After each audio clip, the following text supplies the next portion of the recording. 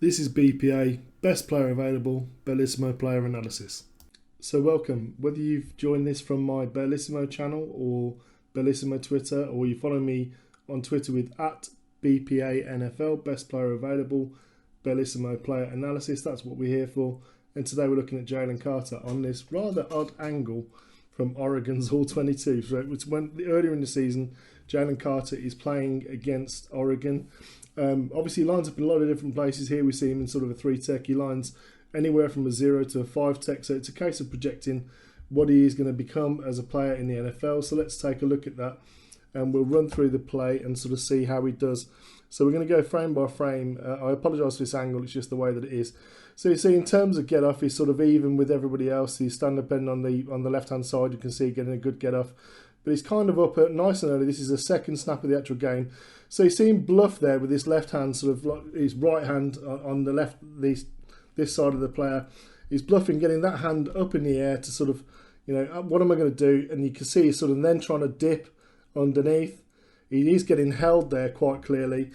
As he goes down, this is a problem for him sometimes, because if the player just gives him any kind of force there, pushing, he does go down a little bit too easily for me, especially for a guy, that looks very similar to Ndamukong Suh. But here you see the speed, the get off, the intensity to sort of get lower and go rip around the guy. And you can see he's being held, like massively held there, but gets to the QB on his way down, being held all day. But that's a really good start for Jalen Carter in terms of this play. Obviously, the result we're not really worried about. We're really interested in, what does his get off look like as a 3-tech? Obviously, he's one-on-one with a guard, left solo. We get the double over this side. So he's working one-on-one. As I say, some guards, and you're going to see the Tennessee tape, you will see him go down quite regularly in those sort of positions. But there, a splash play, getting to the QB in quick style. So we're on to the second play with Jalen Carter. You can quite clearly see him there marked up. And my concern is that at times he does play a little bit high and a little bit narrow in his stance. You can kind of see he's a very tall player for a defensive tackle, generally speaking anyway. Obviously he does play 5-tech as well, but the problem with this is sometimes when he tries to get skinny and sort of burst through a gap, you can see he's just basically going head up big on the guard.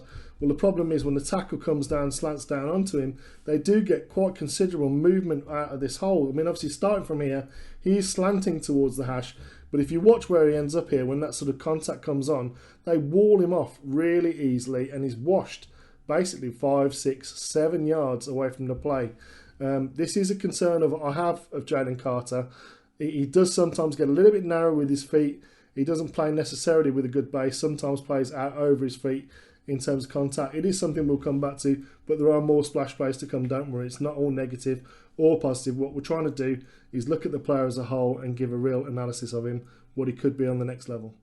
And we're into the third play with Jalen Carter. This time you can see him sort of a head up nose this time, kind of looking at. So in terms of looking at what we've got, obviously it's 2 down with 2 edge and linebackers up in the box. It looks like they're playing nickel. So he's sort of, again, this sort of burst out of that stance, that sprinter start you see, that sort of forceful there. He's clearly trying to rip and swim already, halving the man, which you do like to see.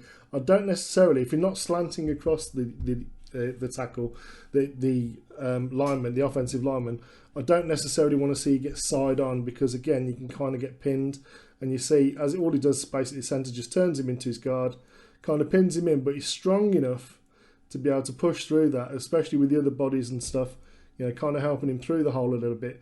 So good penetration, generally speaking, great get off there.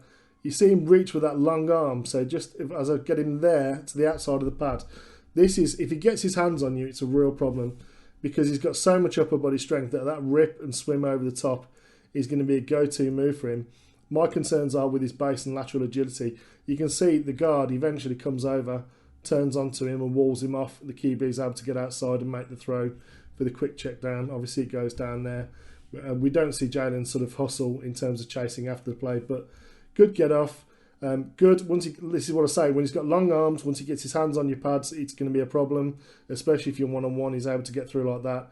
And again, this sort of issue with him playing a little bit narrow at times, and if you're able to drive him, once he gets sort of side on with you, as you see the tackle doing there, the guard helping out the centre doing there, you are able to move him laterally. Into the fourth play later in the same drive, and we're going to sort of watch what he does here and clear all of that off. So again, what are we getting from him? He's sort of a head up 2. So he's, in fact, no, he's a 5 here, isn't he? 5 tech. So we've got a head up nose. We've got an inside shade sort of slant coming here from this side. Obviously, we're going to get it like a bit of what looks like a pinch. You do actually see the guard coming down. So is this a case that he's actually reading the movement of the guard and tackle? Because he does mirror it quite well. You want to kind of see him wrong shoulder that and get into that gap. He plays him head up, but to the hole. I mean, look at the upper body strength. This is what I'm saying. If he gets his hands on your pads, it's a real problem because he's able to do that to an offensive tackle. And this shows you once he's got his base under him and he gets a good platform. I mean, that's not particularly a good platform to be in. This is what I'm saying about getting low and getting his feet together and getting a little bit narrow. But he has so much upper body strength and torque from that middle of his body. If he ever gets his base sorted, which again, too high, too narrow, and he trips at the end of the day there, but he's able to still bring the player down just by sheer will and mass alone and length.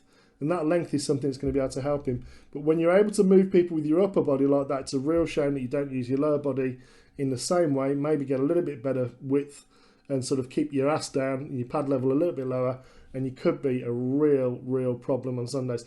Clearly that's a problem for the tackle there. I just want to see Jalen Carter be everything that he could be.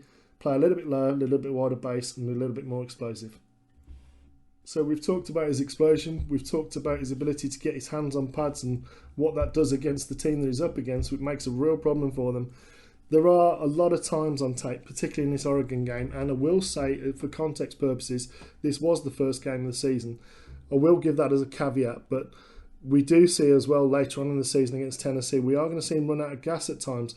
So as you see, you know, in terms of the shotgun snap, in reaction to the ball, we're getting the ball off and gone. And in terms of the counter at the bottom of the screen, you can see as the ball is snapped, so it started to be snapped 1.46 seconds. Before he moves, okay, he's moved now, we're at 2.01 seconds, so almost 0.6 of a second to start moving. And then it's sort of a very kind of, I'm trying to get the guard to follow me. He's not going to bite at the end of the day, he's in pass pro. He's just going to sit and watch you do all of these moves there. Then he's going to try and get to a ball rush, and he doesn't really do one thing or the other. But again, just sort of, this to me is a little bit indicative of a lack of gas at times, economy of effort maybe, whatever you want to call it. That really isn't very good get off, and you do see a lot of this on the tape. So another play just to show that I wasn't lying. Later on in the same drive, we can kind of see this issue with a little bit of gas. I mean, we start off, we've got lots of movement here, lateral movement. He's trying to get one way or another. You see the guard doing a good job actually there of not committing with his hands too early, waiting for him to be able to get to a position where he's able to get hands on pads. Again, Jalen Carter's got lots of strength, but when you keep a square base against him, you can see as he gets narrow, yet again with his feet. I mean, look how narrow his base is. When you're up against an offensive tackle or a guard or a centre that's able to keep a wide base and keep square, you're going to have issues where you just basically get walled off like that. I mean, that's just way too easy a win. One-on-one with a guard for a player that is seeking to be dominant, drafted early in the draft. You don't want to see very many plays, particularly when you end up on the floor, which again, because of this base, it's something we see quite often on the tape on the All-22 for Jalen Carter. So the money at defensive tackle is in guys that can penetrate and cause problems for the quarterback. Here we're going to see him take on a double. It's an important part of the job, so you better be able to take on the double, especially if you're going to be sort of playing a 3-tech with a guard and tackle. Or if you're going to take on a 1-tech, you're going to take on a guard and centre. There you see him get half a man. You see him he's able there to turn. Because he gets his hands on the outside of the pad, this is the thing. He has so much strength, he's able to then dip and rip, get in, work the double with the centre, and he gets off that as a QB tries to escape. Again, trying to get out in front. As the guard tries to push him, again trying to work his hands off. And you can kind of see the problem yet again is walled off a little bit easily once he does stop his momentum. And that's the thing, he's like, it doesn't take a lot then to get him travelling this way. And again, I think some of it's gas, some of it's his base, because he has all the upper body strength in the world. But to get to kind of driven out by a guard like that, again, one-on-one after the centre just gives a little bit of a hand there. Then it becomes one-on-one. Just getting him into a drive position, he's going laterally. And it's actually relatively easy to get movement to move him out of the way of the pocket. Obviously, ball's gone by then, but some good work to start off with. So this is good work there to set up the outside, to get back to the inside, rip the pads, dip under, start driving forward. But then his movement stops. You can see how high his base is, his hips and his legs, how straight his legs are there at that point. He needs to be lower and playing lower. If he does with a better base, it's going to be a real problem. But once his momentum stops like this and he starts going sideways, it's just too easy to move him. I can tell you from first-hand experience, playing nose against a spread system is not much fun. We're going to see Jalen not have very much fun here. Obviously, it's 3 against 5. It's an arse kicking for the defensive line at the end of the day. You just got to try and keep them occupied. So again, good start off in terms of getting the pad, getting that dip and rip. We've seen this move a few times, but once you get him sort of stopped as we get the guard there, I mean, this is just, again, this to me sort of suggests a lack of gas and also playing too far out of your feet, over your feet, too narrow a base. It's just too easy to get him down on the floor and the play is over. And he's also not in the lane to get his hands up and cause a problem for the QB throwing the ball. So again, he's onto hiding to nothing at the end of the day. Gets a good start to get half the man, but then the base goes narrow. You see his leg there as he doesn't sort of lever against it properly. His base is really narrow. His head's out over his feet. He's all out of balance and out of control. And that's why he ends up on the turf. So I think we can all accept that South Carolina are not Oregon, and we're going to see a little bit better, hopefully, performance.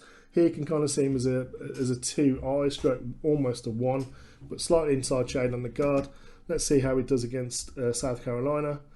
Again, it looks like they're sort of trapping down with a pull, so you're going to get 2-on-1 effectively with this pull here with the fullback or tight end, the H, coming back this way.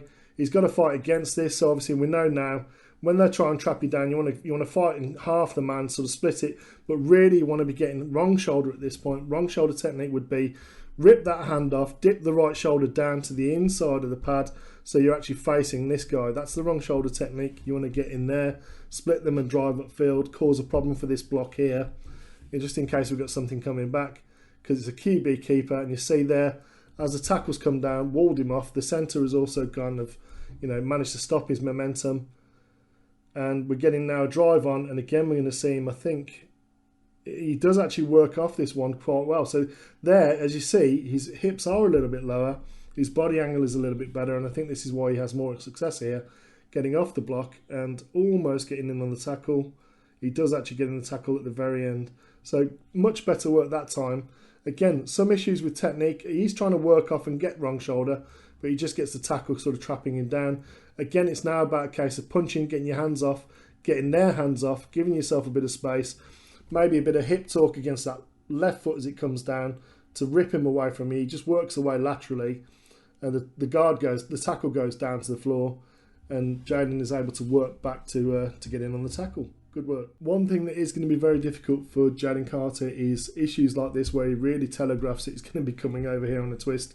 You can see his body attitude and his angle in terms of where he's kind of, even now you can kind of see he's looking over this way.